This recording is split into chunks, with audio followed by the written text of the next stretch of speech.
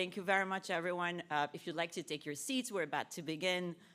Just make sure you're in the right room. This is the International Economic Forum on Africa, 24th edition. And this year, we're focusing on Africa's infrastructure for global development. So stay tuned. You can access interpretation. You can use the hashtag AfricaForum2025 on social media. And we encourage you to share, repost, and just be bold about what you hear, because we're here to listen, be inspired, discuss, and look ahead with our partners. This forum is organized with the African Union Commission, the AfD, and the CDP, the Italian CDP.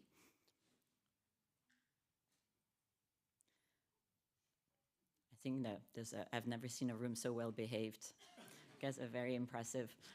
So it's, again, a great pleasure, and I promise we will start momentarily. Until then, you're stuck with me.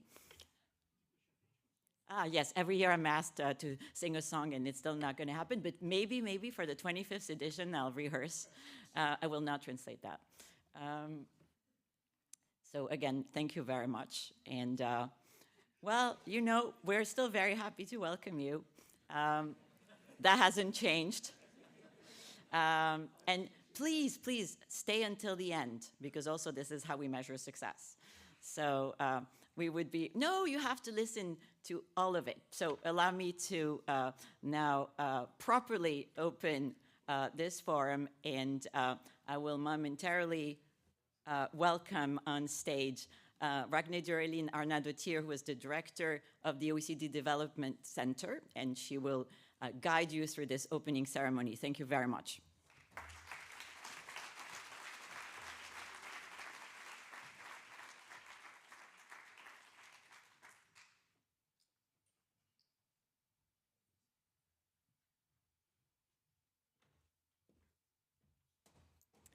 Thank you very much, Batil. I heard that you were kind of like a stand-up comedian while we were waiting to get in the room. Excellencies, Minister, dear Matthias, Secretary General of the OECD, all of you here present, dear friends, I want to say, because I think this is going to be a very friendly afternoon.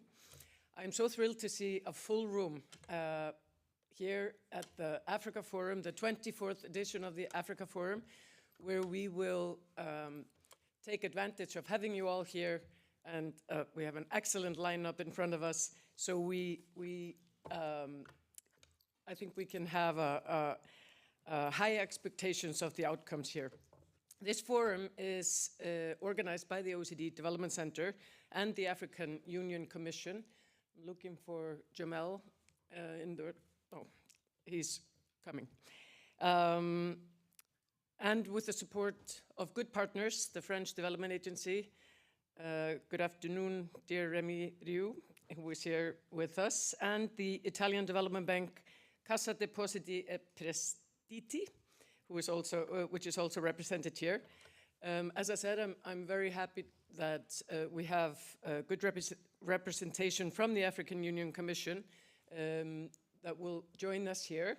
Jamel Grib, he's the director, and his presence reinforces the continuity of this long-standing partnership and the depth of the Commission's engagement throughout the forum. It's a true pleasure to welcome you. We have today's agenda focusing on a timely and essential topic: how investments in infrastructure can drive inclusive economic transformation across the continent. It's a theme that speaks both to opportunity and responsibility, and one that brings together leaders and decision makers whose commitment drives real change on the ground. And now, without further ado, it's my great honor and pleasure to invite the Secretary General of the OECD to the podium to open today's proceedings. Matthias, the floor is yours.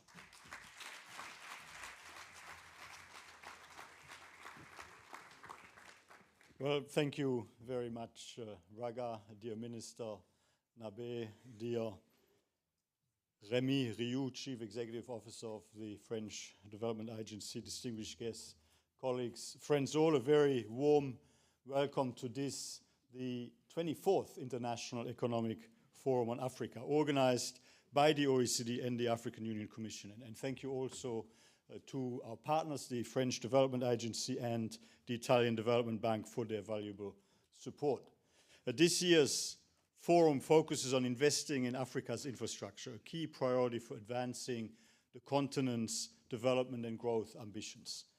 High-quality transport, digital, and energy infrastructure are essential to boosting productivity, enhancing access to opportunities for people and businesses, and deepen Africa's integration into global supply chains.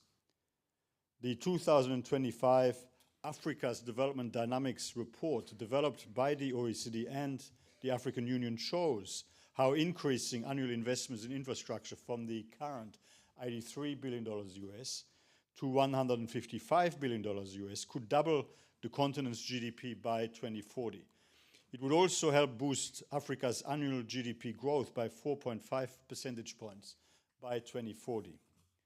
However, government spending, government investment, and international development assistance, which together account for around 90% of infrastructure investment in Africa, are under growing pressure for a range of reasons. Official development assistance and other official financial flows towards infrastructure development in Africa have dropped from around $7 billion US in 2018 to $4.4 billion US in 2023. Governments across Africa are facing shrinking fiscal space and a growing debt burden. And private investment in infrastructure in Africa has also fallen from $1.8 billion US in 2023 to $1.2 billion US in 2024, heading in the wrong direction.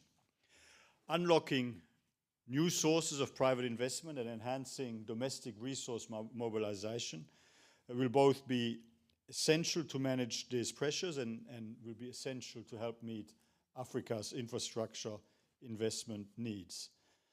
The OECD is working to support African countries' efforts to do so in a number of ways. First, by helping to increase investor confidence by improving investment data quality and transparency. We estimate that the average cost of capital for infrastructure projects in Africa is 13%, compared to 10% in developing Asia and 8% across OECD countries. Enhancing access to project information will allow investors to better assess investment risks and ultimately to lower the cost of capital by reducing uncertainty. The African Virtual Investment Platform, developed by the OECD together with the African Union Commission, aims to do precisely that, to help improve transparency through sound, comparable data and indicators on investment across African countries. We launched the pilot version of the platform's web portal in July this year, and we will further expand it with additional indicators and information on investment trends across Africa ahead of the portal's full launch next year. Second, on supporting the effective use of blended finance tools to mobilize new private investment in infrastructure projects. The OECD Development Assistance Committee launched its updated blended finance guidance in September this year. Building on the first edition launched in 2020, the updated guidance provides practical insights on scaling up the size and number of blended finance projects. This includes enhancing project standardization to support investor decision-making and evaluating projects based on their potential contributions to national development objectives. Third, on supporting African countries' tax administrations in building their capacity. Tax Inspectors Without Borders, and I just had a conversation about this with the UN Secretary General's Special Envoy on the Sahel. The Tax Inspectors Without Borders, our joint initiative with the United Nations Development Programme, has been advancing developing economies' efforts to boost revenues through more efficient tax administration since 2015. And under this program, we have supported 39 African jurisdictions in raising an additional $1.9 billion US in partnership with the African Tax Administration Forum. In July this year, we launched Tax Inspectors Without Borders 2.0 to enhance our support for tax authorities in developing countries further. This renewed initiative includes new training programs, more tailored matching of expertise with individual jurisdictions' needs, and enhanced cooperation among tax authorities for developing countries. Fourth, on strengthening the pipeline of sustainable infrastructure projects. The OECD is proud to host the Blue Dot Network, which offers certification for quality infrastructure projects that meet rigorous standards in order to boost investor confidence and help bring down the cost of capital. The East Africa Marine Transport Project is the first Blue Dot Network certified infrastructure project in Africa. It will introduce a ferry service linking Uganda and Tanzania across Lake Victoria, reducing the journey time from up to 4 days to 18 hours, ultimately boosting productivity and deepening trading links in the region, supporting economic integration across the region. In conclusion, the OECD will continue to contribute its data and evidence-based policy analysis in support of African countries' efforts to attract increased financing for their infrastructure needs. Together, we look forward to unlocking Africa's extraordinary potential, including and in particular through high-quality infrastructure and through enhanced connectivity and the economic integration it will help facilitate. So my very best wishes with those few observations for a positive, productive and successful forum, and thank you so much for giving me the opportunity to say a few words. Thank you.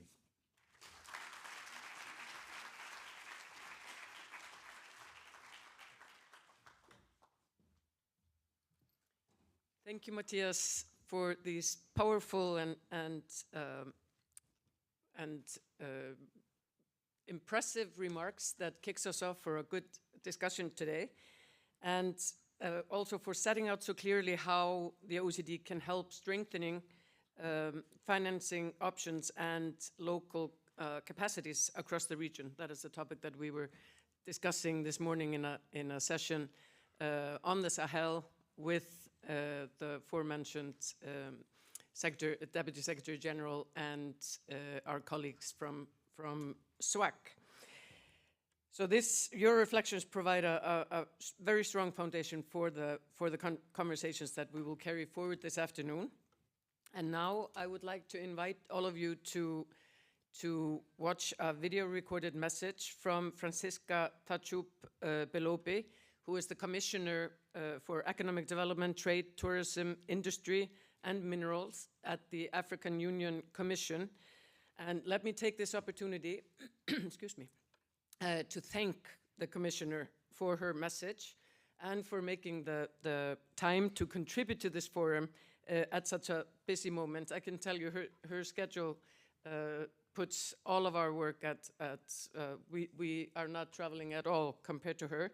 She's been now deeply engaged in the EU-Africa Summit in Angola this week with exceptionally tight schedule and significant travel demands. And now she's in Cameroon for the annual meeting of the Association of African Central Banks.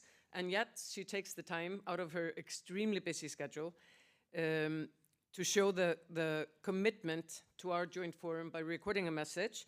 And her virtual participation here today reflects the strength of our partnership with the Africa Union Commission, and which has, our collaboration has driven many of our joint initiatives, such as the Africa Development Dynamics Report, which you can access as of today from online, and the Africa Virtual Investment Platform that the Secretary General mentioned, as well as the Revenue Statistics Report, which we will be launching next week in Addis Ababa, and that we also produce with our colleagues in the Tax Directorate. So, without further ado, please, if you would put the video message on. Thank you. Mesdames et Messieurs les ministres, distingués invités, Mesdames et Messieurs, c'est avec un grand plaisir que je vous accueille à la 24e édition du Forum international sur l'Afrique. Aujourd'hui, nous avançons avec la conviction profonde que la connectivité et l'interconnexion des États africains ne sont pas seulement des priorités techniques, mais des conditions essentielles pour accélérer l'intégration continentale, réaliser le potentiel de la CELECAF et positionner l'Afrique comme un acteur central dans la logistique mondiale. L'agenda 2063 nous appelle à construire une Afrique où des infrastructures modernes sillonnent les continents, relient nos économies, nos peuples et nos opportunités. Comme le rappelle notre rapport conjoint Dynamique du développement en Afrique 2025, élaboré par la Commission de l'Union africaine et les centres de développement de l'OSCD, les besoins sont immenses, mais les opportunités les sont tout autant. 3 messages forts en ressort. Premièrement, la maintenance et la modernisation représentent 42% des besoins. Investir dans la durabilité est alors indispensable pour garantir la fiabilité de nos corridors industriels et commerciaux. Deuxièmement, les coûts élevés de l'Internet en Afrique limitent l'inclusion économique, creusant les inégalités, notamment pour les jeunes et pour les femmes. Et, en dernier lieu, la préparation des projets bancables est cruciale pour attirer des financements de qualité et créer la confiance indispensable aux investisseurs. Permettez-moi également de souligner l'importance du récent sommet Afrique-Union européenne tenu à Luanda, qui a marqué une étape essentielle dans la refondation du partenariat Afrique-Europe, autour des priorités mutuelles de connectivité, d'industrialisation et de financement du développement. À cette occasion, l'Union européenne a confirmé de son engagement à accélérer le déploiement des ressources allouées au programme EU Gateway, destiné à soutenir les corridors stratégiques, les champs de valeurs régionales, la transition énergétique et les infrastructures numériques. Dans cette dynamique, le rôle de l'Alliance africaine des institutions financières multilatérales, aux côtés des autres banques multilatérales et régionales africaines, est déterminant. Ensemble, elles constituent un pilier essentiel de l'architecture financière du continent, en mobilisant des ressources concessionnelles et autres, en réduisant les risques et en améliorant l'accès au marché des capitaux. Leur coopération accrue avec les banques européennes de développement, la Banque européenne d'investissement, la Banque européenne pour la reconstruction et le développement, la KfW allemande, ainsi que d'autres institutions nationales et régionales, est fondamentale pour maximiser l'impact de chaque euro investi.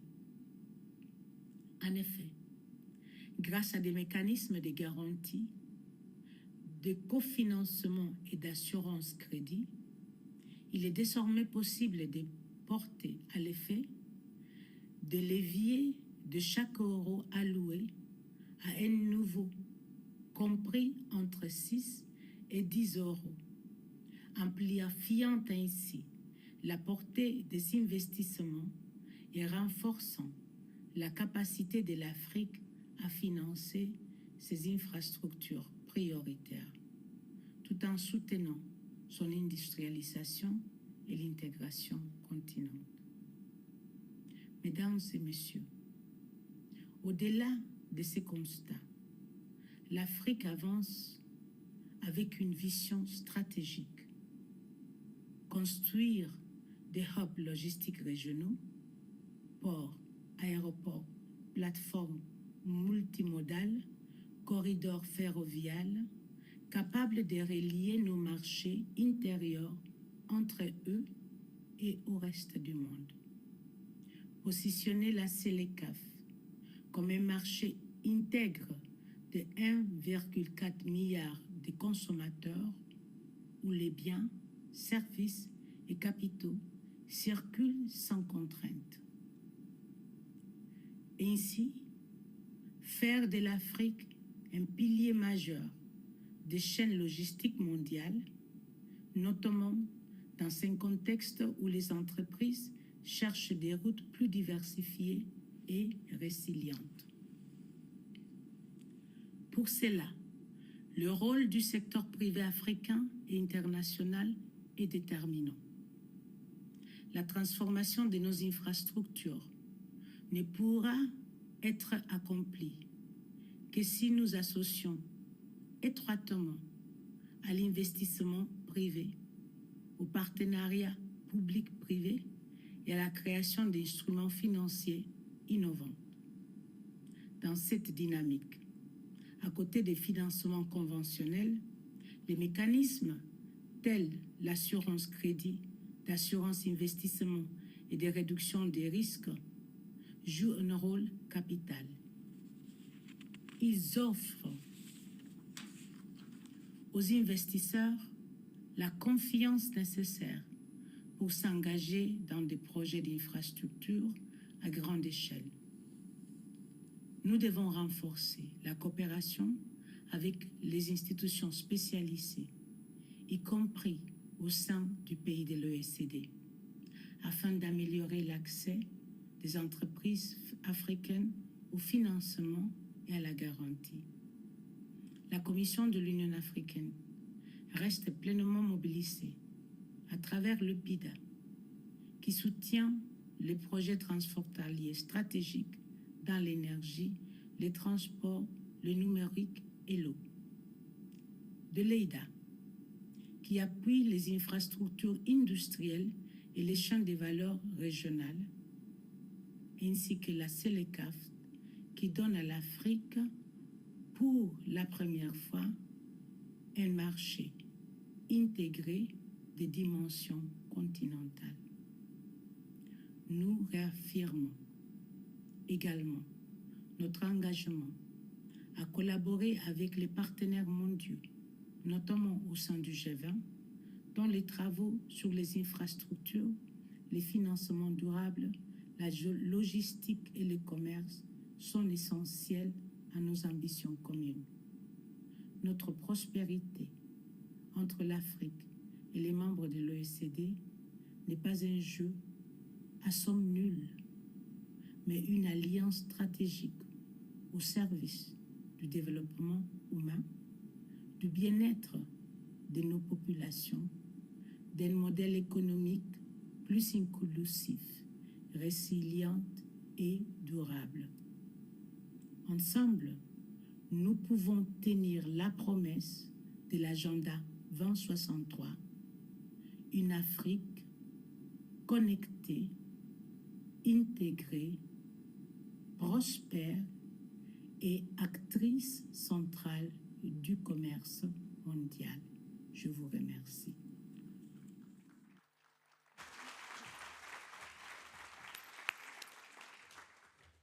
I send a huge thank you over to Cameroon, to the Commissioner. And now it is my great pleasure to welcome another long-standing and very valuable partner of the Africa Forum, Mr. Rémi Rioux. He's the Chief Executive Officer of the Agence Française de Développement. And I want to thank you, before I give you the floor, Rémi, for your constant support and good cooperation, and of course for being here with us today. The floor is yours.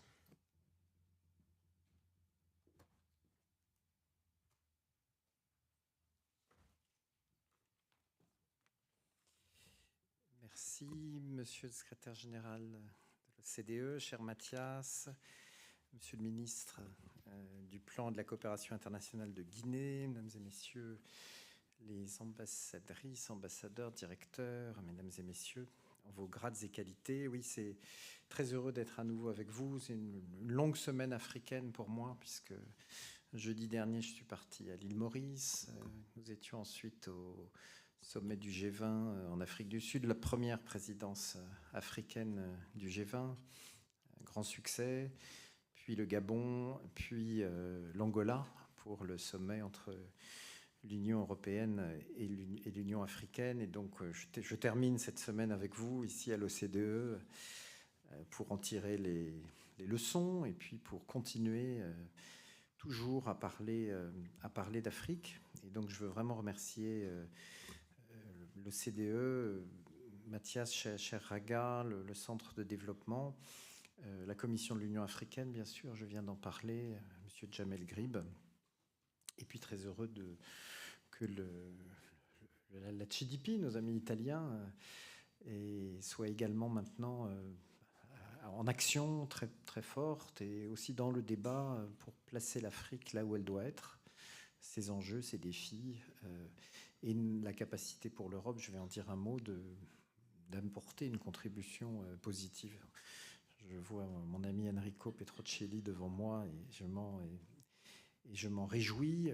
C'est un moment important tous les ans hein, de contribuer au débat. On l'avait fait l'année dernière autour des questions d'éducation, qui reste évidemment un enjeu majeur. On sait c'est les 600 millions de jeunes Africains qui arrivent sur le marché du travail d'ici à 2050. C'est probablement quelque chose qu'on n'a jamais vu dans l'histoire du monde. Hein, donc c'est très nouveau, très, très puissant. On sait aussi d'ailleurs que sur la même période de 25 ans, l'Union européenne, je parlais de l'Italie, mais ça concerne aussi la France, va perdre 20% de sa population active, à peu près un actif sur 5. Donc il va se passer des choses, à l'évidence, et élever le niveau d'éducation, évidemment quelque chose d'absolument majeur, comme il faut aussi, j'y viens, investir dans les infrastructures. Et dans tous les cas de figure, il faut que ce débat ait lieu, il faut mettre dans la discussion des chiffres, des données objectives, la dépassionner, bien sûr, pour trouver les bonnes politiques publiques, les bonnes formes de coopération. Et donc là, évidemment, c'est le rôle depuis si longtemps et qu'elle fait avec tellement de rigueur et d'efficacité de l'OCDE que je veux remercier. On le fait sur l'Amérique latine aussi tous les ans, mais depuis 24 ans maintenant aussi sur l'Afrique. Nous, à l'AFD, on y contribue aussi. On met dans le débat public tous les ans au mois de janvier un petit livre. C'est moins savant, mais pour le grand public qui s'appelle L'économie africaine aux éditions de la Découverte, qu'on peut lire en 2 heures et qui donne le tableau macroéconomique et puis des flashs sur des sujets thématiques. On publiera la 7e édition, je crois, au mois de janvier 2026, avec évidemment beaucoup de constats communs avec ceux que dresse l'OCDE. Vous avez choisi de revenir finalement ou d'insister cette année sur le thème des infrastructures, thème longtemps débattu et depuis longtemps dans le monde du développement, mais je pense que c'est particulièrement important à ce moment précis pour plusieurs raisons. D'abord, bien sûr, parce que c'est la demande de l'Afrique, donc elle vient d'être dite clairement par Madame la commissaire Elobé. C'est l'agenda 2063 de l'Union africaine. C'est évidemment une condition essentielle de succès de la ZLECAf.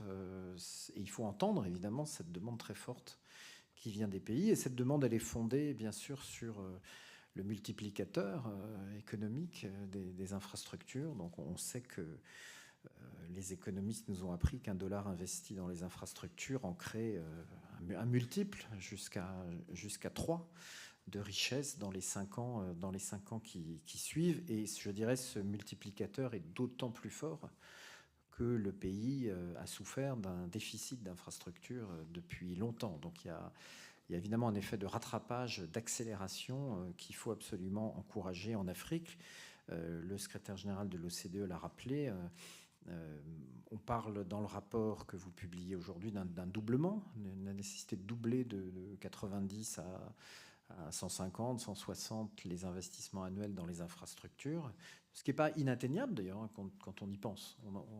Quand on parle de gap, on parle toujours de chiffres gigantesques. Là, Si on mobilise de l'argent privé, doubler le volume des infrastructures ne paraît pas du tout inatteignable. Et si on faisait ça, on aurait évidemment un surcroît de croissance de l'ordre de 4 à 5 points de PIB par an, qui évidemment changerait drastiquement la situation je le rappelle, dans un moment où par ailleurs les performances macroéconomiques de beaucoup de pays d'Afrique sont bonnes. Évidemment, il y a des tensions financières, mais il y a aussi une croissance autour de 4% et même plusieurs économies nationales qui sont leaders dans le monde en termes de croissance. Donc je dirais, il est justifié de reparler d'infrastructures si on veut booster la croissance africaine. Et puis bien sûr, au-delà de la croissance, il y a l'agenda du développement durable et des objectifs de développement durable. Donc si en plus on applique, je dirais, un filtre de qualité à ces infrastructures, qu'on répartit bien évidemment entre des infrastructures à la base, modestes, des infrastructures nationales, régionales, voire internationales, les grandes interconnexions, en irriguant l'ensemble du territoire africain, on aura évidemment un impact social et environnemental optimisé sur lequel il faut travailler. Donc je ne refais pas le cas, je viens de le faire, de l'utilité de reparler infrastructure aujourd'hui. En tout cas, en France et en Europe, on en est très convaincus.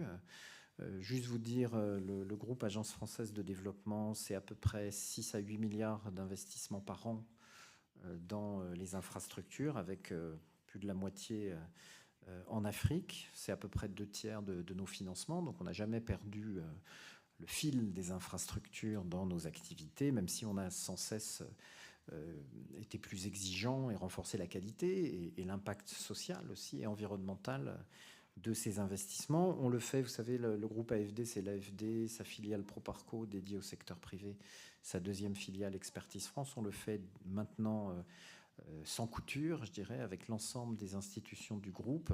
Et notamment, on sait que tout ne viendra pas de financement public, donc il faut accompagner les pays à fixer le cadre des partenariats publics-privés et être capable de financer, je dirais, la part publique comme la part privée avec les investisseurs domestiques ou internationaux qui se tournent vers ce secteur. Le barrage de Nartigal, par exemple, au Cameroun, qui est maintenant achevé, qui a été financé par l'AFD, Proparco, Stoa et beaucoup d'autres partenaires. C'est 30% de l'électricité nationale, tout d'un coup, qui est augmentée. Je vous racontais mon voyage où j'ai signé à la fois un prêt important à Transnet, l'opérateur ferroviaire sud-africain, si important pour la croissance sud-africaine, et pour les critical raw materials, enfin évidemment pour valoriser les ressources minières de façon durable. Et j'étais au Gabon où j'ai signé un financement important aussi pour le Transgabonais, pour sortir le manganèse et permettre aux populations gabonaises de l'intérieur de connecter avec la côte.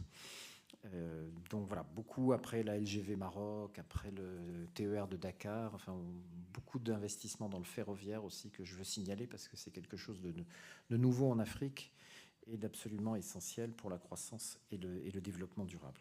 Ça, c'est pour ce qui concerne la France, c'est pas très intéressant. Ce qui est plus intéressant encore, c'est toute l'Union européenne. Donc le schéma Global Gateway, c'est évidemment une priorité aussi donnée aux infrastructures. Et on le fait en format équipe Europe.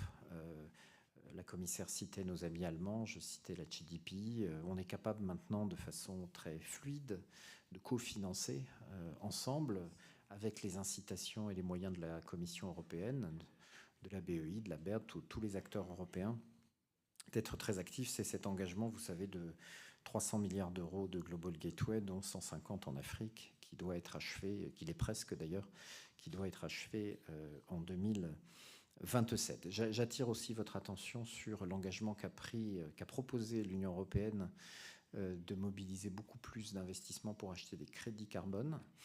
Ça, c'est dans la politique climat de l'Union européenne qui vient d'être approuvée, qui doit passer au Parlement maintenant, qui précise que jusqu'à 5% des objectifs de décarbonation, les 90% à horizon 2040, se feront par des investissements internationaux en vérité.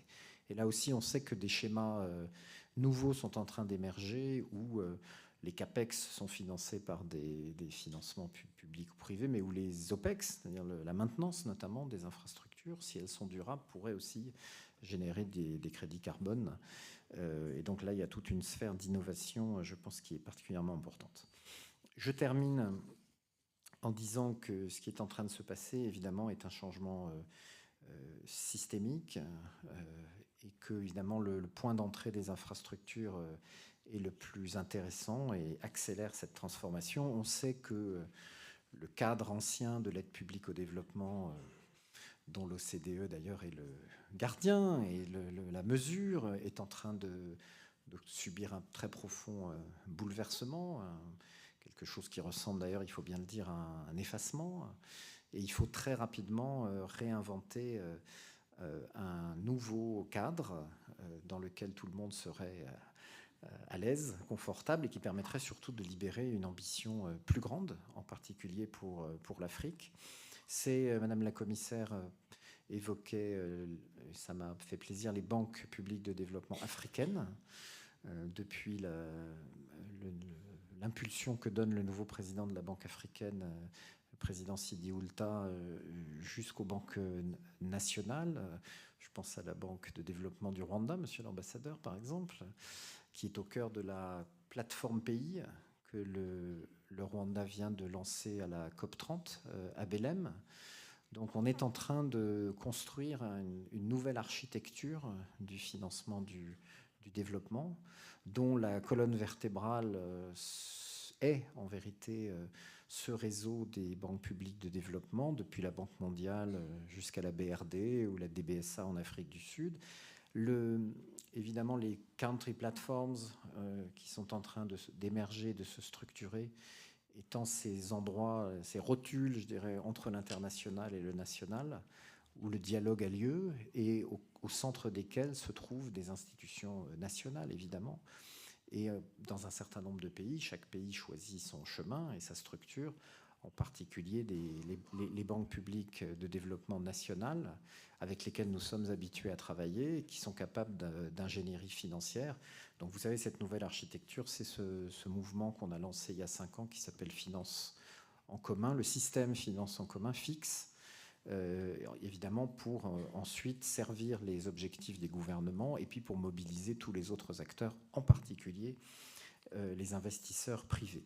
Et puis derrière cette architecture, il va falloir définir un nouveau cadre d'incitation, de référence et de redevabilité qui s'inspirera, bien sûr, reprendra le meilleur de l'aide publique au développement, mais sera beaucoup plus ouvert, mesurera l'effet de mobilisation sur les investissements privés, la qualité des investissements, enfin tout ce débat qui est notamment lancé maintenant au sein du comité de l'aide au développement, le DAC, ici même à l'OCDE, et dont on a beaucoup parlé à Séville en juillet dernier à l'occasion de la conférence, la 4e conférence sur le financement du développement. Et puis, bien sûr, derrière tout cela, il faudra passer à l'échelle un certain nombre d'outils financiers, en particulier pour mieux financer les infrastructures. On sait qu'on a besoin d'une machine qui va originer beaucoup plus de projets d'infrastructures qu'aujourd'hui. Cette machine-là, évidemment, on ne va pas originer des projets depuis Paris ou Washington ou Rome. Il va falloir que ce soit à la base, en fait, que ces projets émergent. Et puis qu'on ait à chaque niveau de l'architecture des outils d'agrégation, de distribution, de garantie, de couverture des risques politiques, des risques de change, et qu'on travaille sur la division du travail entre tous les acteurs, encore une fois, pour aller beaucoup plus vite et beaucoup plus loin. C'est un sujet, le président de la République française, Emmanuel Macron, en a parlé à Johannesburg au moment du G20, c'est un sujet avec les global imbalances, pour réduire les global imbalances que la France souhaite mettre à l'ordre du jour de la présidence du G7, probablement un G7 dans un format plus large, innovant, en 2026, au premier semestre, pour contribuer à cette discussion en cours. Il y aura d'ailleurs, juste avant le G7, vous savez, un sommet à Nairobi au mois de mai entre la l'Afrique et la France, sans doute l'Europe, où ce sujet, où la voix de l'Afrique pourra être entendue et portée ensuite dans la discussion globale pour avancer de façon décisive, je l'espère. Voilà, et donc la contribution de notre contribution aujourd'hui, je l'espère, y aidera également. Merci.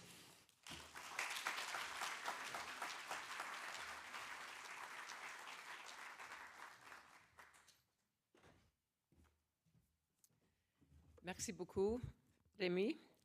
I have to say that listening to you talk about your Africa travels, I take back the comment that I made that our travel schedules fade compared to the commissioner. I see you are there as well. Very, very demonstrative of the commitment that AFD has to the region and how your work continues to shape meaningful progress. And I want to thank you for taking the time to be here with us. And I think that expresses well how our shared efforts remain and the job that we have ahead of us. You also mentioned, Rémi, the EU and the contribution that the EU has towards and the commitment to Africa. And it's a perfect segue into introducing the next and last and final speaker in this opening ceremony, the Ambassador Christina Kokkinakis, the Ambassador of the EU to the OECD, or Permanent Representative of the European Union to the OECD. The EU is a strong supporter and partner in our work, provides financing for, and now I remember to take the report with me here. The EU provides extensive financial support to a lot of the work that the Development Center has, the AFDD, the Africa Virtual Investment Platform, for which we are greatly thankful. So we are delighted to have you here today with us, Ambassador, to share the European Union's perspective on advancing investment, cooperation, and inclusive growth in Africa. The floor is yours, Christina.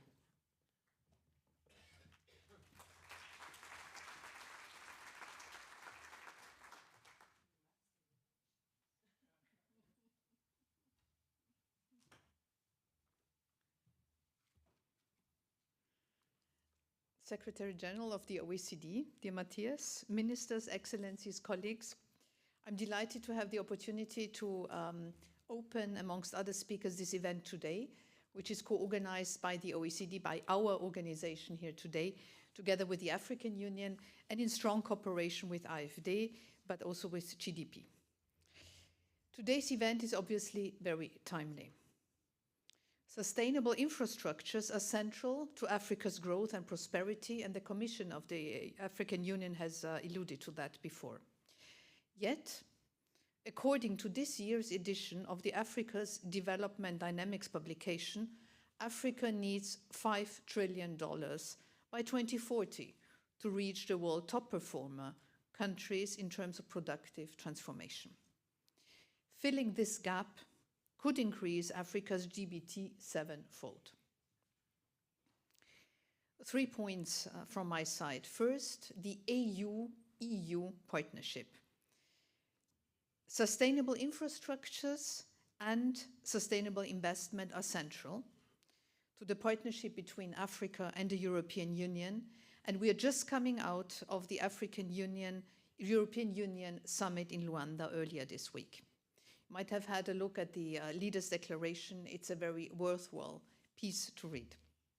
The summit marked also the 25th anniversary of the relations between the European Union and the African Union, a partnership that had its ups and downs, as every partnership, but a partnership where we also had many agreements. It's certainly not perfect, but overall, this partnership has grown stronger over the past 25 years.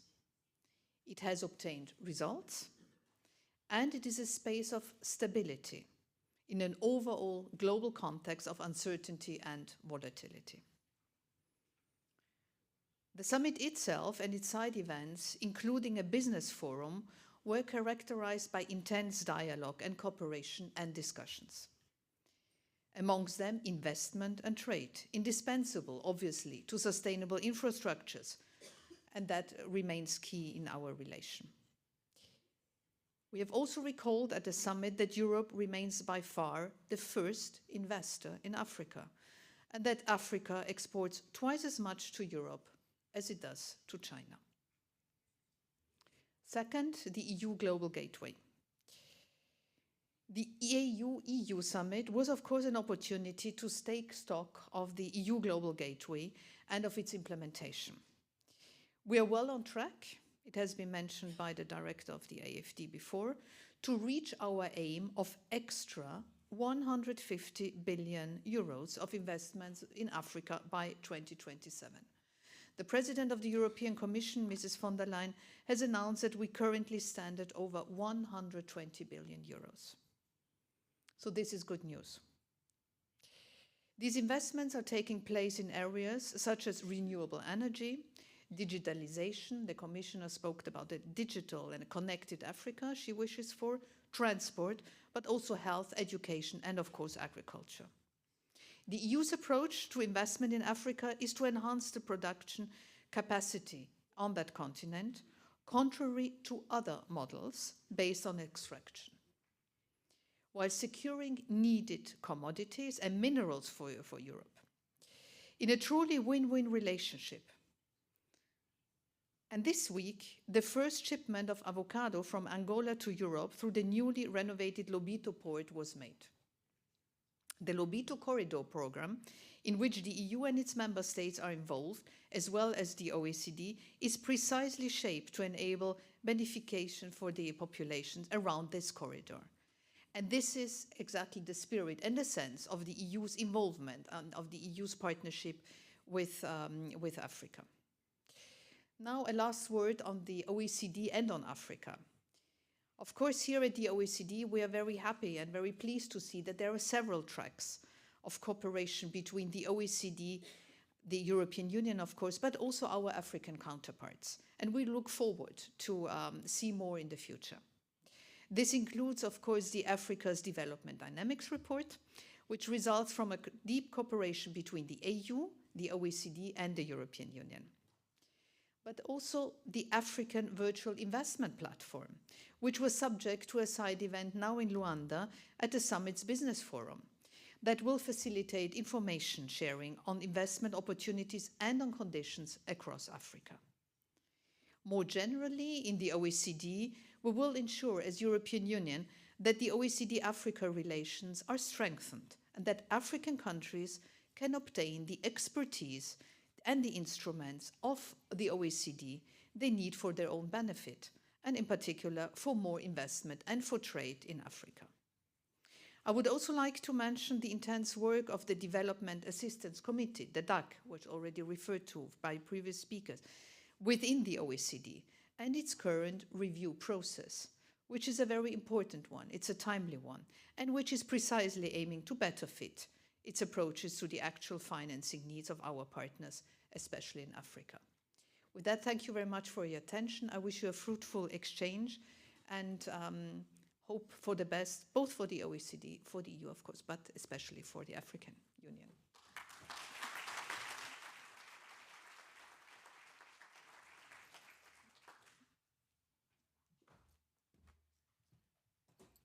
Many thanks, dear Ambassador, dear Christina, for those inspiring words. And that concludes this opening ceremony. And I think the perspectives that have been laid out here set a perfect tone for a rich conversation in the day ahead.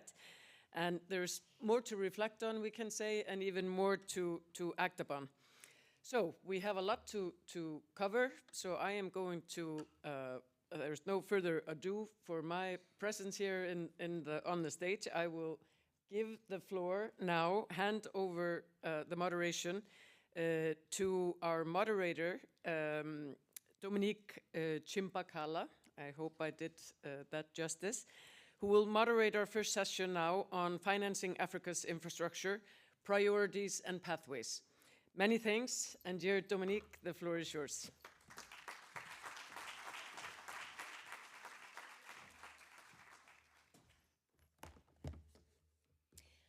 Bonjour à tous et bienvenue à nos distingués invités et bienvenue à chacun d'entre vous, que vous soyez ici dans cette salle ou en ligne.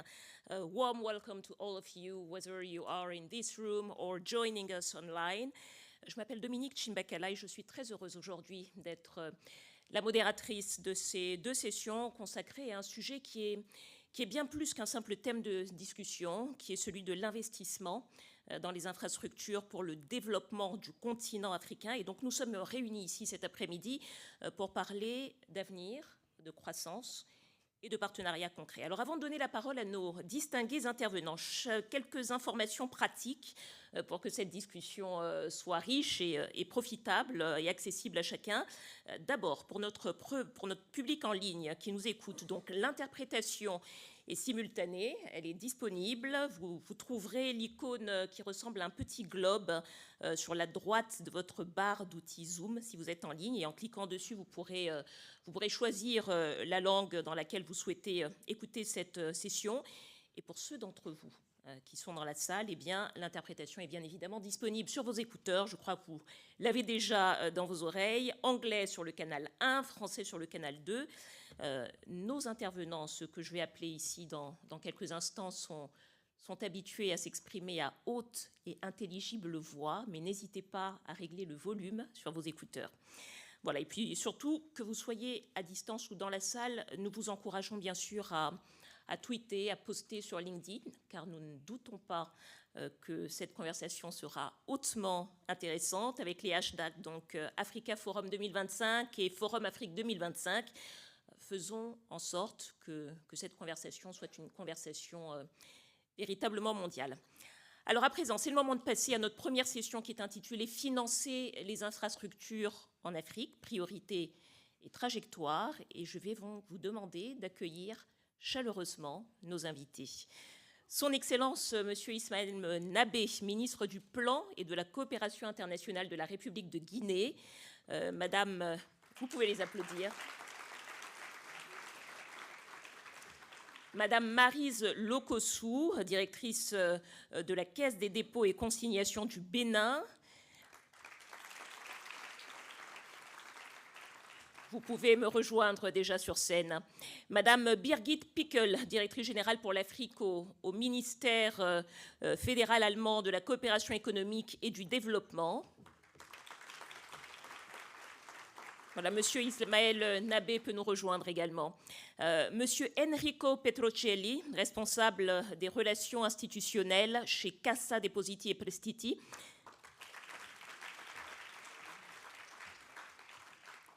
Monsieur Antoine Durand, directeur des investissements chez Stoa Infra et Énergie. Vous pouvez nous rejoindre.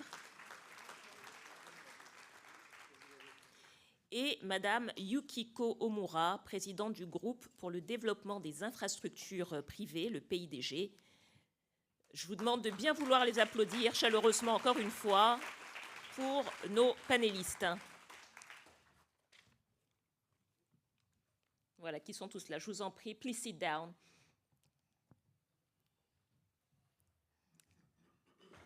Et avant de commencer cette session, je vais vous demander de bien vouloir accueillir Monsieur Ismaël Nabé, ministre du Plan et de la Coopération internationale de Guinée, qui va venir à ce podium, puisque son pays vient de lancer un programme pour la transformation de l'économie guinéenne. Il va nous en dire quelques mots. Je lui laisse sa place.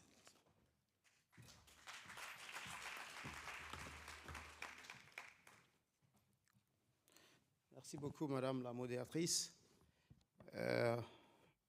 Director, I think the Secretary General just left. Mon cher ami de l'AFD, Mesdames et Messieurs, Excellences, les ambassadeurs, ambassadrices, chers amis, c'est vraiment un plaisir pour nous ici aujourd'hui d'être à l'OCDE.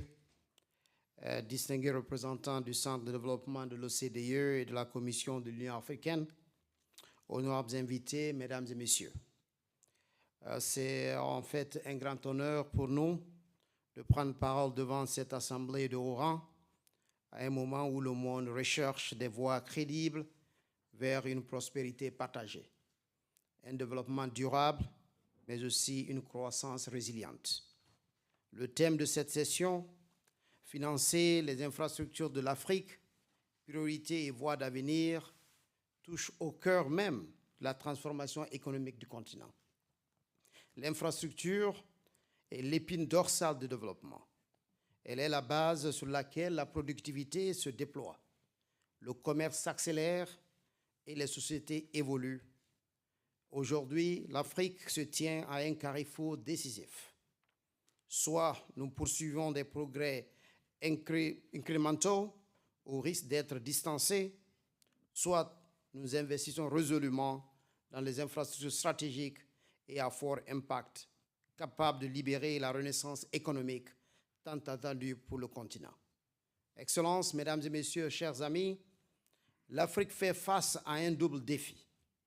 Premièrement, un défi annuel de financement des infrastructures estimé entre 100 à 170 milliards de dollars. Deuxièmement, une demande croissante pour les infrastructures résilientes, vertes et inclusives.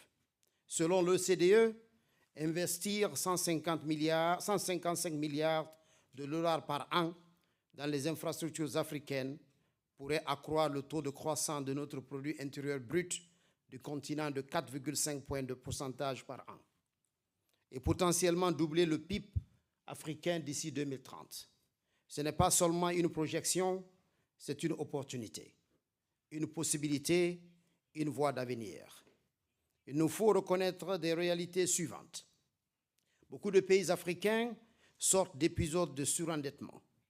Le capital est de plus en plus coûteux. Les financements concessionnels se raréfient. Pourtant, l'Afrique ne reste pas inactive.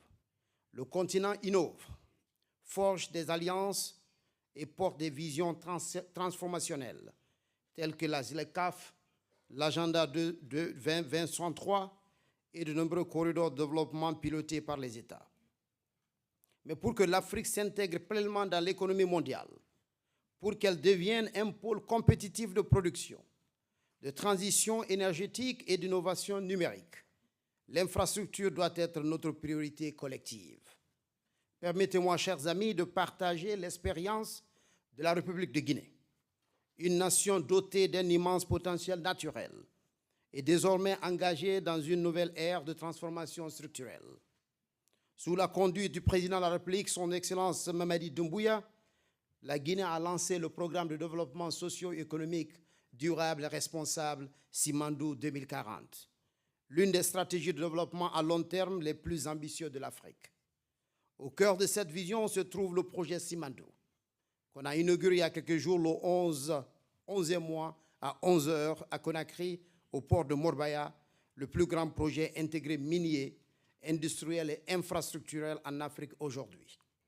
Chers amis, ce projet comprend 650 km de chemin de fer transguinéen, un port en eau profonde, plusieurs zones économiques spéciales multisectorielles et le potentiel de catalyser une nouvelle base industrielle en Afrique de l'Ouest. Simandou n'est plus qu'un projet minier. C'est un corridor de développement, un corridor commercial, mais aussi un corridor d'intégration. Un exemple parfait de la manière dont une infrastructure stratégique pour redynamiser l'avenir économique d'une nation.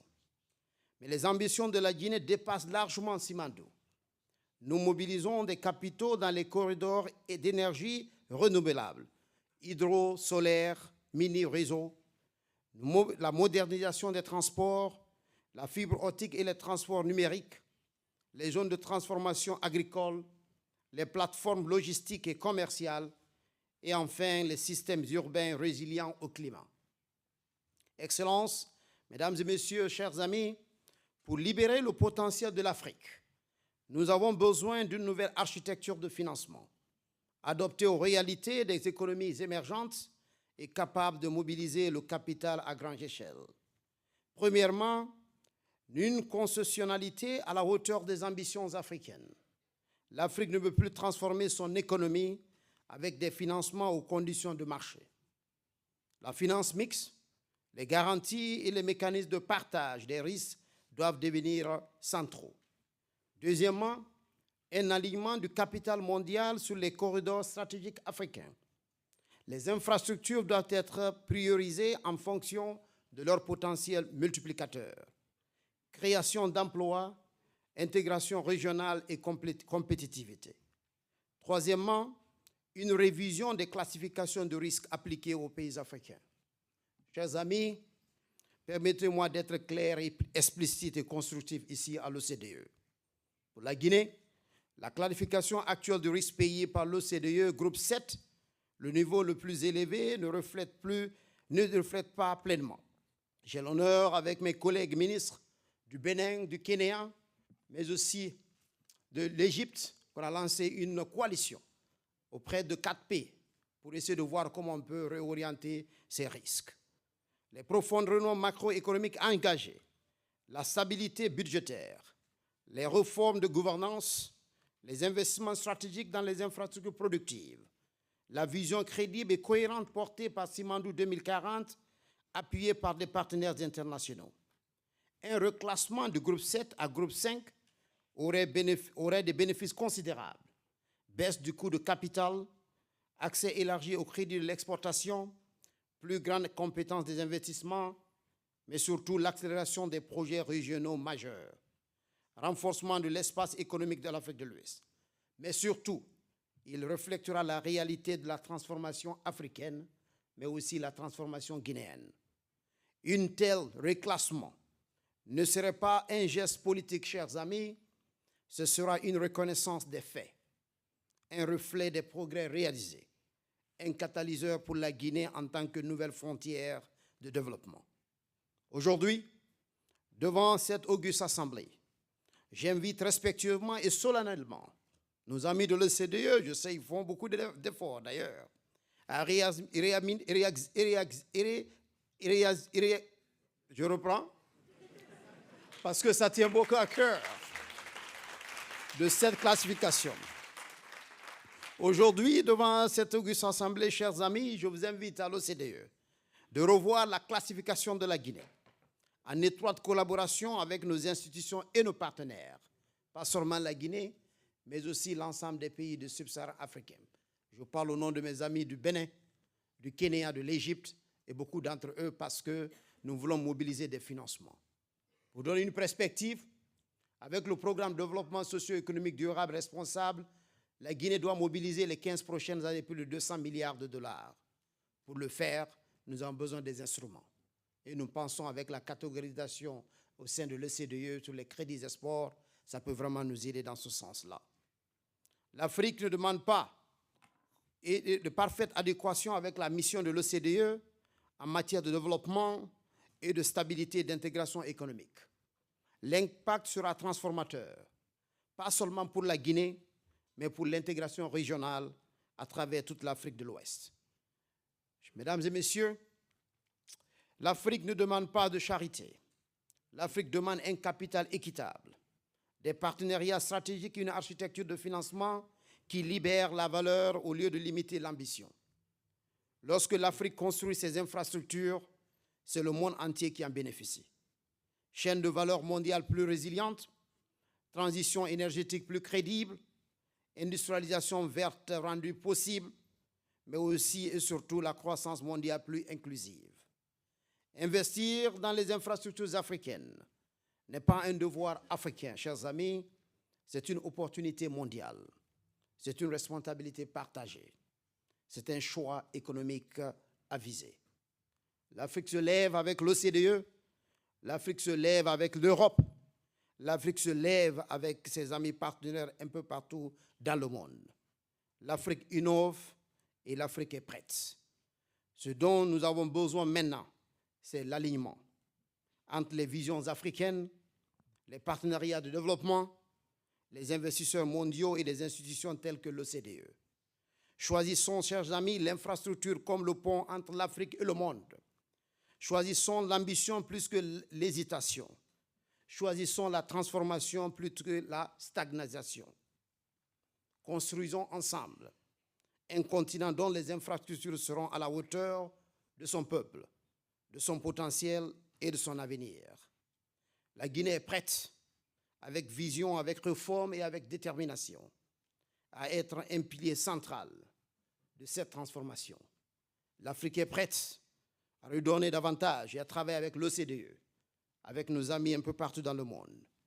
Vive la coopération internationale, vive l'amitié entre l'Afrique et l'OCDE, vive l'Union africaine. Je vous remercie pour votre aimable attention, chers amis.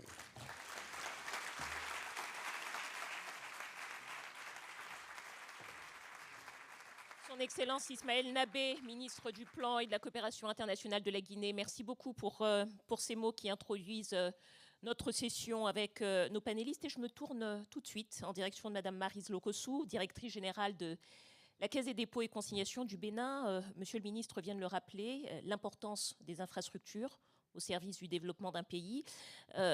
Vous gérez une organisation qui mobilise et fait fructifier l'épargne publique au service du développement de votre pays.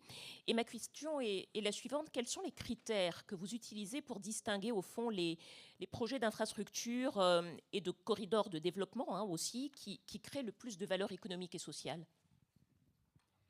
Merci beaucoup, Dominique. Bonjour, mesdames et messieurs, chers invités. Je suis ravie d'être parmi vous aujourd'hui et je voudrais remercier l'OCDE pour l'invitation et pour la voix qui est accordée à la Caisse de dépôt et de consignation du Bénin aujourd'hui. Avant de répondre à votre question, permettez-moi de commencer par une histoire. Je pense que l'expression qui dit qu'une histoire et qu'une image parle plus que 1000 mots, elle est avérée et cette histoire permettra de mieux comprendre le rôle et le mandat, la mission de la Caisse de dépôt et de consignation du Bénin et des caisses de dépôt de façon plus générale. Cette histoire, c'est celle d'un Béninois qui s'appelle Monsieur Agboton, qui a 73 ans à peu près, qui vit à Cuba depuis une quarantaine d'années. C'est l'histoire d'un Béninois qui a développé une expertise dans la production de pavés et de carreaux ciment, carreaux granito. C'est l'histoire d'un Béninois qui souhaite rentrer chez lui, qui souhaite faire un legacy donc au Bénin, à son pays d'origine, en construisant une usine qui permettra donc au Bénin d'utiliser sa matière première, puisque nous avons la matière première nécessaire à la production de ce type de matériaux, et donc de laisser finalement une expertise au Bénin et à des jeunes Béninois qui seront formés. Donc il développe son projet, il rentre au Bénin.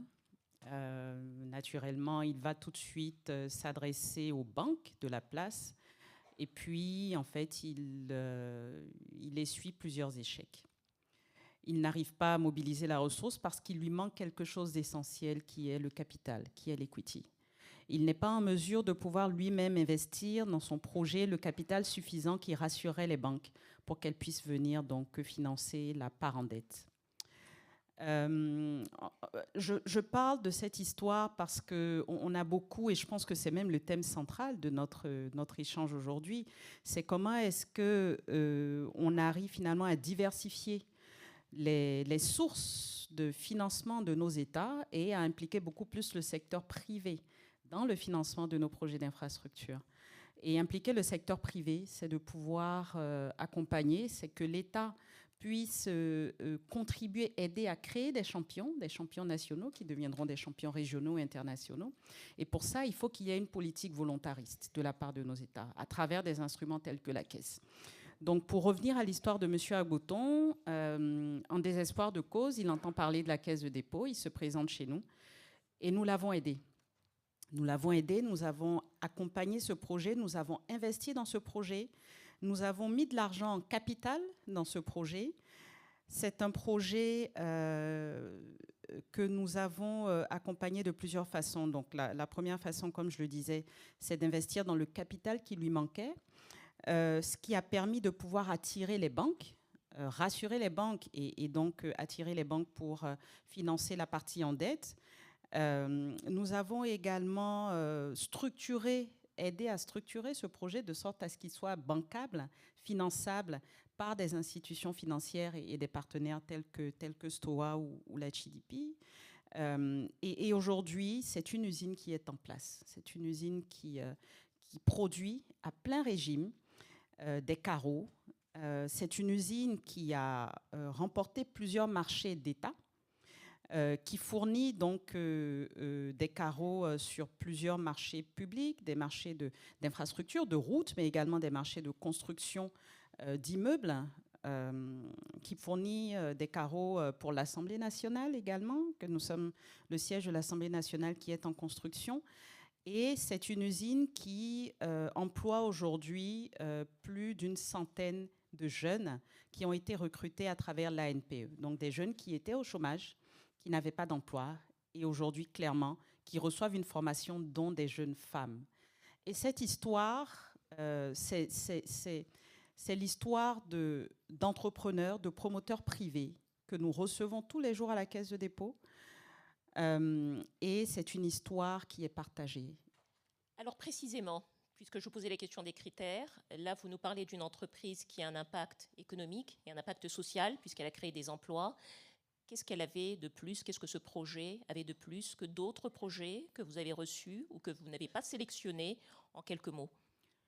Alors, ce que ce projet avait de plus, c'est qu'il était déjà dans un secteur qui est un secteur stratégique et prioritaire pour le gouvernement. Ça, c'est la première chose. La deuxième, c'est que ce projet permet en fait de renforcer des chaînes de valeur locales. Comme je le disais, c'est un projet qui permet d'exploiter des ressources locales béninoises de notre sous-sol et qui permettent de pouvoir donc transformer ces ressources en produits finis. Et la troisième chose que ce projet avait de plus, c'est qu'il permet de créer de l'impact, de l'emploi aux jeunes. Et ça n'a pas de prix.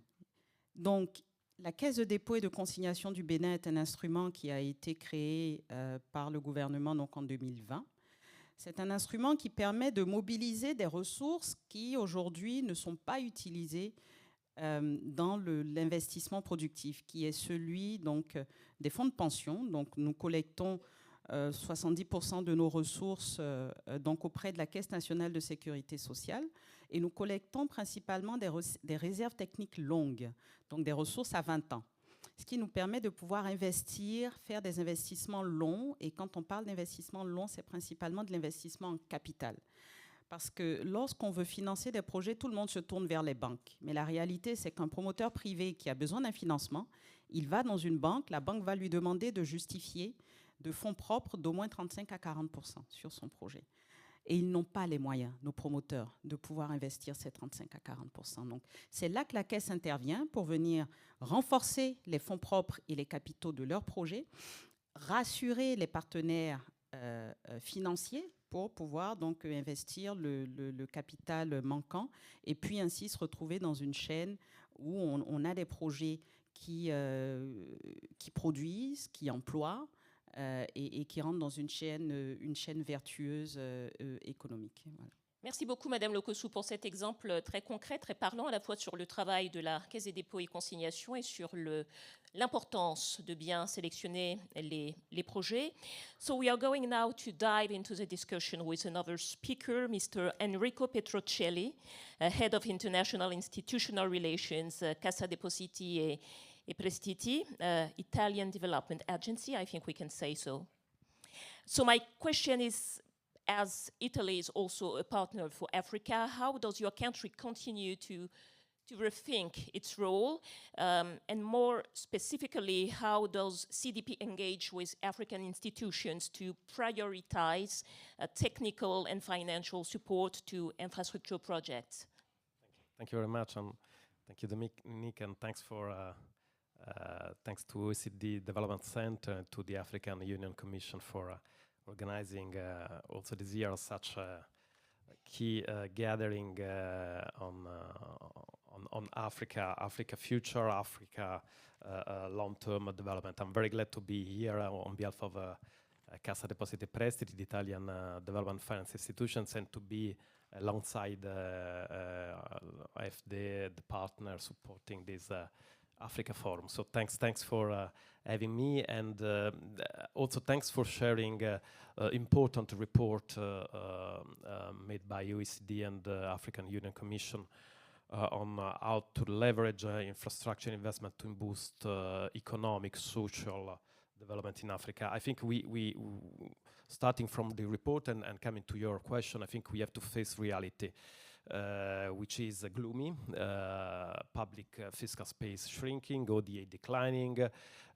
We have public debt rising all over the world, and we need to also face specific, coming to the infrastructure sector, specific barriers to investments.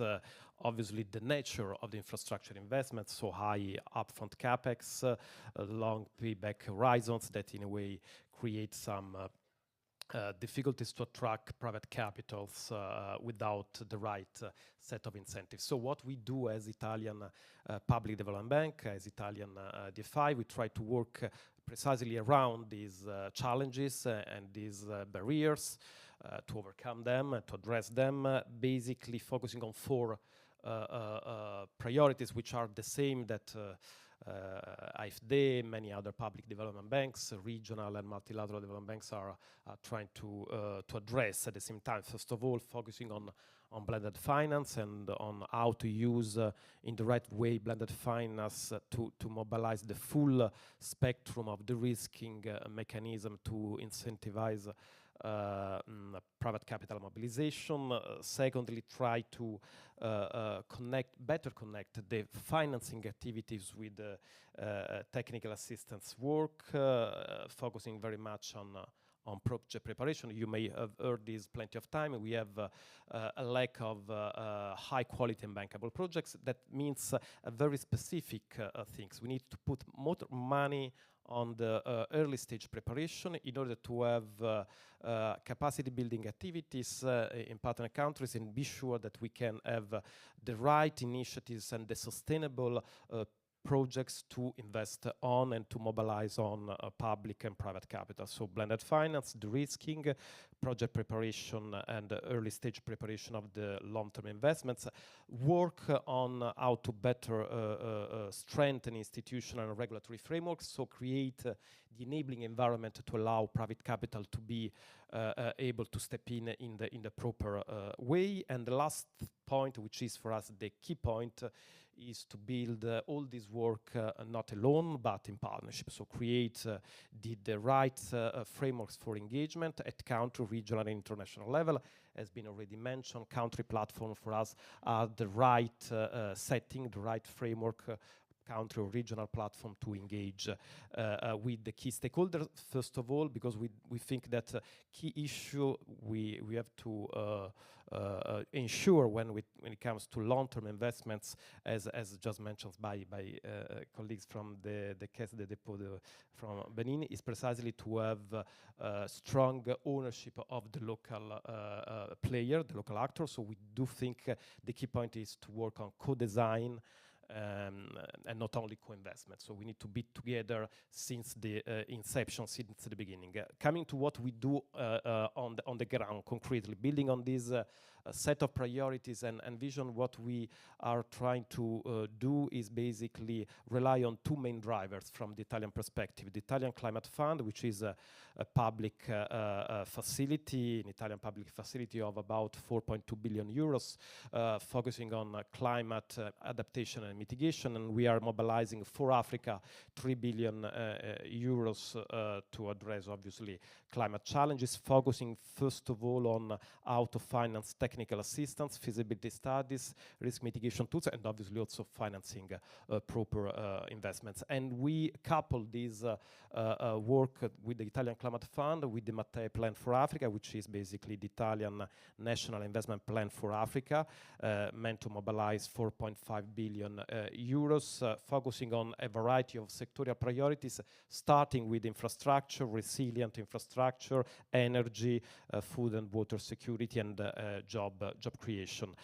We do this basically by setting up a bilateral, a multilateral dialogue with partner countries, trying to co-design and to identify priorities together with them. We do this on a bilateral basis, but also very much with a coordinated approach with European partners, starting with the Agence Française de Développement, but also, as Remir, you was mentioning before, with the Team Europe approach, joining forces with the other European public development banks and the European Commission. We also create, we are a very young DFI. We have all the history as a financial institutions in Italy. We have 175 years, but we started working as a DFI just 6, 7 years ago. So we are very young and little in this regard. So we start also opening up local offices on the ground in Africa, in Rabat, Cairo, now in Nairobi, Abidjan, and we'll move towards south later on. And we try to engage there with the African Development Bank, with all the regional and national development banks. And we also set up some facilities, co-designing them with them. Maybe on this I'll come back later. Just the last point on infrastructure. We do think that what is needed is having in mind all these set of priorities, blended finance, de-risking to mobilize private capital, partnerships, co-designing, but also engaging in strategic and I would say multi-layer initiatives. So we are, for instance, supporting the African Finance Corporation with a specific investment of 250 million euros together with the SACE, the Italian ECA, to support investments in the context of the Lobito Corridor, where we see the opportunity being an infrastructure and economic corridor to address a variety of needs, infrastructure, traditional infrastructure needs, but also economic and social developments that are related to these multi-layer projects and multi-dimensional projects, investment projects. So we do advocate for country platforms approaches and for infrastructure economic corridors. Lobito Corridor is one, but we heard and we know that we have many other opportunities in this regard, strategic projects in which we can mobilize national, regional development banks, national governments, and private sector at large. Thank you so much, Mr. Petruccelli. Just in a few words, because the current context is the decline of ODA flows. So if you would sum up maybe, let's say, 3 or 4 criteria for choosing a project, what would you say? Yeah, absolutely. I think obviously we are choosing being a public development bank, basically a development finance institutions, the criteria of supporting, first of all, long-term sustainable development goals and high impact objectives. So we have, as is the case also for all other public development banks, set up internally mechanism and metrics and criteria to select our investments in order to be sure that the mobilization of public and private funding, because we combine obviously resources from both dimensions in a way that we can have being as much as possible catalytic and create, as I was saying before, the enabling context to leverage and to mobilize private capital. So high impact, coherence with long-term objectives of sustainable development goal. And I have to say also innovation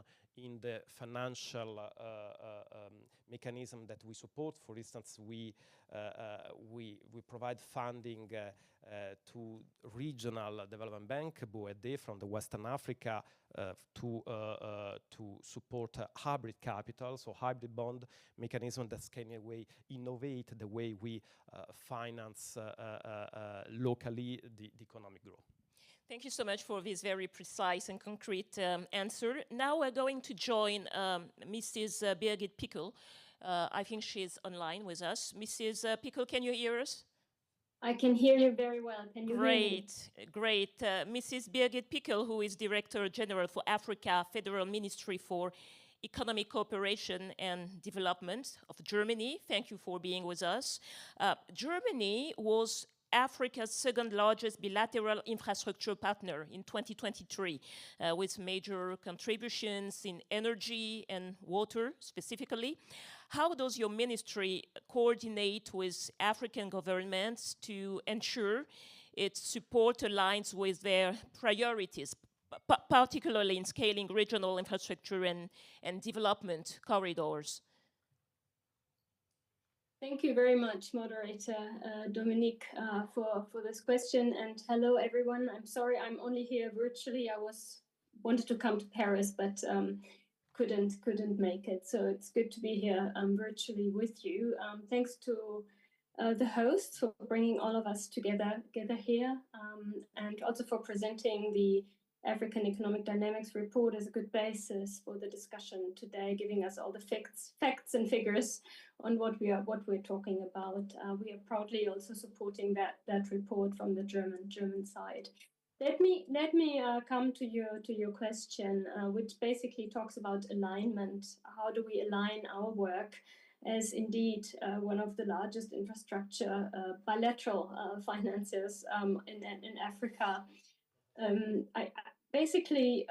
We have a very well-established formats with our bilateral partners, which are actually 34 on the continent, but also with our regional economic partners like ECOWAS, EAC, and the African Union Commission. So the different levels, continental, regional, and national, we are structuring in a way that we sit down with these organizations and governments basically annually to discuss priorities and our joint work. And I think that basis really helps us to align and also to prioritize in that environment that was already mentioned here by the AfD, Rémi Rioux, in the beginning, and also the French colleague, which is an ODA constrained environment and also one with constrained fiscal space for our government partners in Africa. So we need to be really clear on how do we prioritize in infrastructure. As you mentioned, and I just returned actually from our discussions with the African Union Commission, where we jointly agreed to continue focusing on infrastructure in terms of energy, but also on regional economic infrastructure that supports the African Priority Program, PIDA, implemented by the AUDA-NEPAD Development Agency of the AUC, which we are supporting. And I think that alignment and working on African priority projects like PIDA gives us a very good basis. Of course, we as Germany act closely as a Team Europe member under the Global Gateway Partnership, which has been mentioned already earlier, because the infrastructure needs are so large on the continent that partners have to come together in country platform approaches or in co-financing agreements that support the priorities set by African governments and institutions themselves. Let me give one example from the regional integration, regional infrastructure side. We have been working through an infrastructure facility, sitting with the African Development Bank, working together with AUDA-NEPAD, which is the NEPAD infrastructure project preparation facility. This facility really looks at project preparation infrastructure with a regional dimension, whether it's roads, whether it's bridges, whether it's electricity, whether it's ports. And in that way, this facility closes a gap that has been there for a long time to really have bankable, financeable projects. Maryse Lukuso mentioned this as well, that this is an area to work on, and concrete projects have been financed through this facility under the AU umbrella and in line with the priorities of the national governments. This is also one thing I want to mention. When we talk about regional infrastructure development, it actually becomes more complicated than when you work on infrastructure at the national level. You need to bring different countries together. They need to agree on the projects, on the terms, on the conditions, and it's actually a great success that this is now moving forward, and facilities like NEPAD, IPPF, and I could name many other examples, but let me stay with this one, support this process. We also hear in our discussions that there remains a major demand for advisory support on the technical side, which in our case from Germany is usually provided via GIZ. And let me give you one concrete example on which we have been working together with our partners. This is the Green Infrastructure Corridors for Intra-African Trade program, and it has specifically been working on the central corridor. I'm not mentioning Lobito because Lobito is probably the best known corridor out of the PIDA program. There are many others, and the Central Corridor is one of them. It actually connects from Tanzania all the way into DRC. It's 7 countries coming together: Tanzania, Burundi, Rwanda, DRC, Zambia, Malawi, and Uganda, to work on connectivity in the region, which is highly important to create the infrastructure and the economic growth in the region. This work with the Central Corridor Authority based in Dar es Salaam has been effective in the way that it laid the groundwork for a green, inclusive, and connected regional growth program along this corridor. And I think what is important about this work, it looks at infrastructure development. It's actually a railway line from Dar es Salaam all the way up north, but it also looks at connecting points around the corridor, connecting harbors, and linking up to economic hotspots, so to say, so that jobs can be created. And it's not only infrastructure, but it's infrastructure that serves the economy and that serves the people in the region. So this is an approach which we have been supporting via German technical cooperation in the region.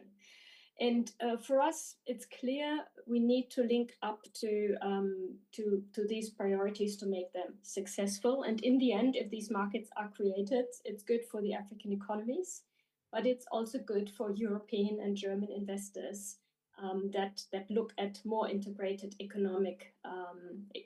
economies in the region, where enterprises can grow, where production can happen, where local value is created. And in the end, people benefit, inequalities and poverty are reduced.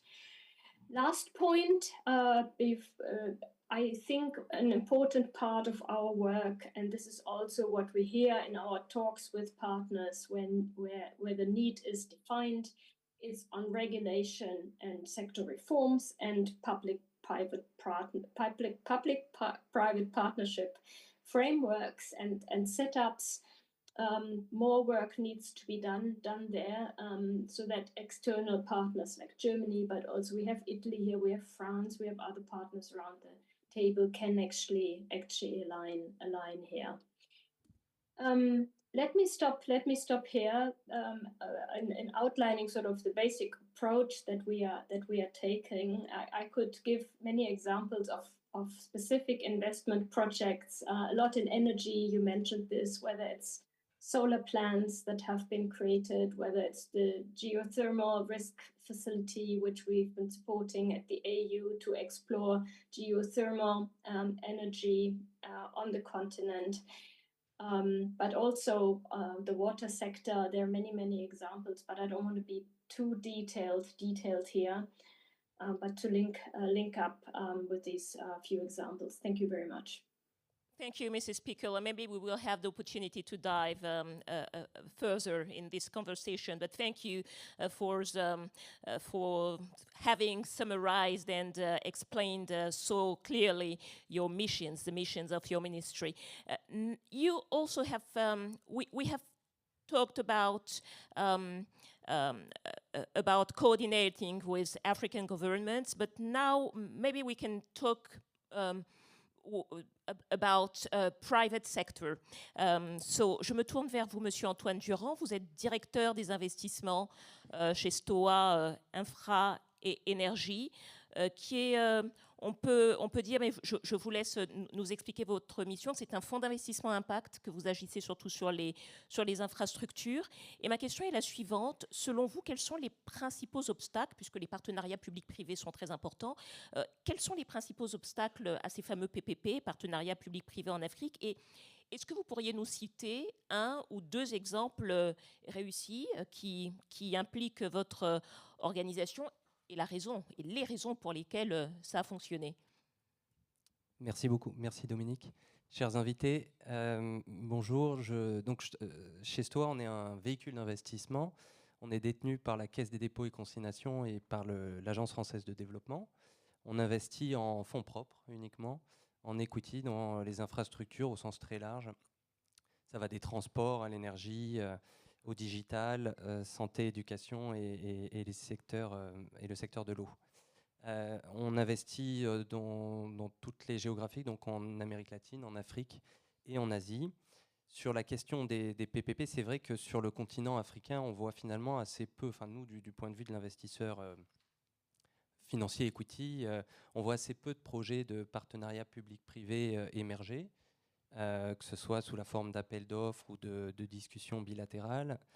Donc je pense que le principal obstacle, il vient de la phase amont de préparation de ces projets, sur laquelle les études de faisabilité tardent à être faites ou ne sont pas faites. Et donc il y a finalement un besoin en infrastructure, ça a été dit suffisamment dans la journée, mais finalement les projets concrets qui sortent, sur lesquels nous, en tant qu'investisseurs financiers, on peut essayer de se positionner, on n'en a pas tellement que ça.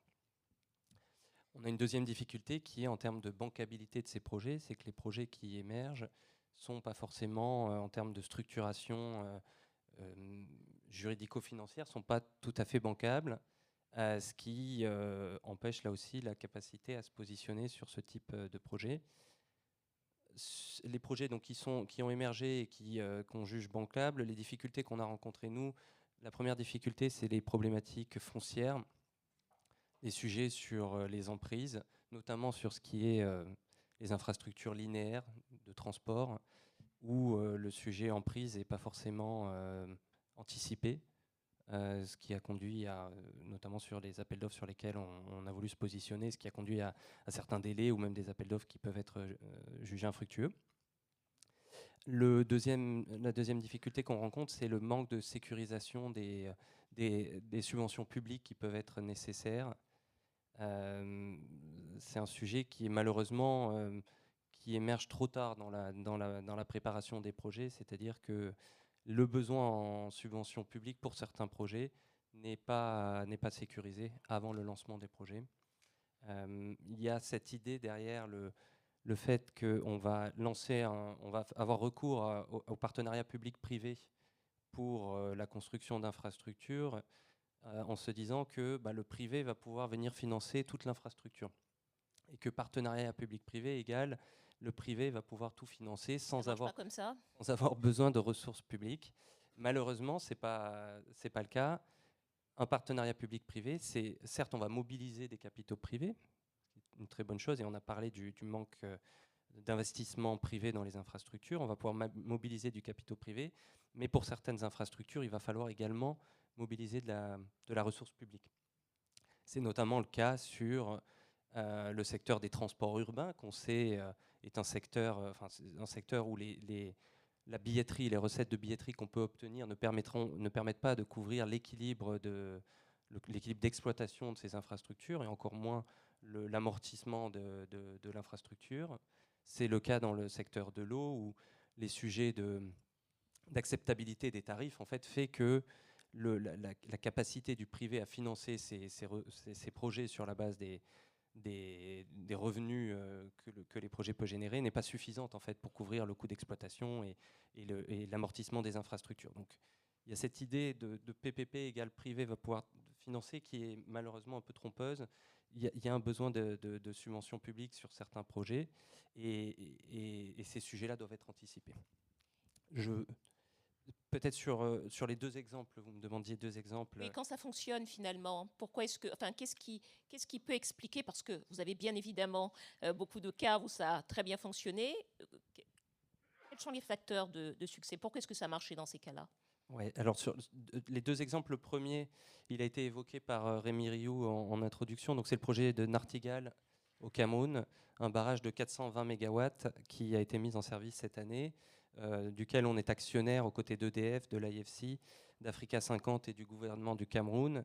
C'est un projet qui a fait l'objet d'une co-construction entre à la fois le partenaire industriel privé et le gouvernement du Cameroun. Une co-construction donc, qui a pris du temps. C'est un projet avec une phase de développement assez longue, mais les projets hydro, de manière générale dans le monde, ont des temps de développement très longs. Et c'est vraiment dans ce dialogue entre le public et le privé qu'on a pu, que le projet a pu être structuré. Il y a eu une implication très forte à la fois des investisseurs financiers. L'IFC était a été pendant très longtemps sur le projet, dans la préparation du projet, et une implication des DFI, des bailleurs de fonds qui ensuite ont pu prêter au projet. Donc ça a permis d'impliquer toutes ces ressources, a permis de structurer le projet au mieux et d'apporter les garanties qui étaient nécessaires à la fois pour que l'investisseur soit en capacité d'investir et puis les prêteurs puissent prêter au projet avec un schéma de garantie, sans rentrer dans le détail, mais assez complexe et qui apportait le confort suffisant pour la mobilisation de ces capitaux. Ça, c'est le premier projet. Le deuxième exemple, alors il n'est pas sur le continent africain, mais je pense que c'est un bon exemple qui pourrait être répliqué. On a investi en 2020 au Brésil dans un projet de construction d'une ligne de métro, la ligne 6 du métro de São Paulo au Brésil, qui est aujourd'hui le plus gros PPP en Amérique latine. C'est près de 2,5 milliards d'euros d'investissement.